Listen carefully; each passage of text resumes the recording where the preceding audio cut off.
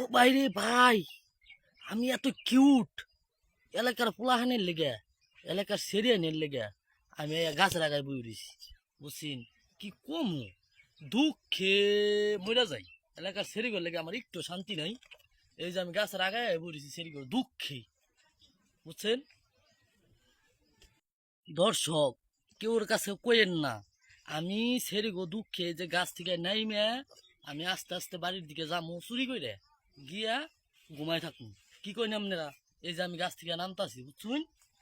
এই যে আমি গাছ থেকে নামতাছি, কিন্তু এই যে দেখুন, এই যে আমি গাছ থেকে নামতাছি, বুঝছুন? এই যে দেখেন একটা সিঁড়ি খাড়াই রয়েছে, এই যে দেখেন একটা সিঁড়ি খাড়াই রয়েছে, এই যে এই যে এই যে এই যে ওই যে দেখেন দৌড় দিতেছে, ওই যে ওই যে ওই যে ওই যে ওই যে ওই যে দেখছেন? আমি এখন দুঃখে এখন ঘরে গিয়া চুপ করে শুয়ে থাকুন। আমি এখন বাড়ির দিকে যাইতাছি পলায়া পলায়া, যাতে এলাকার ছেলেরা আমার না দেখে। আসলে আমি অনেক কিউট তো, তাই।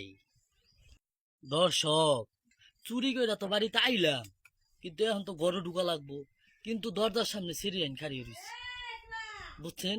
ওই যে সিগলাইতাছি কোন, কি যে একটা ঝামেলায় আছি দর্শক, হওয়ার মতো না।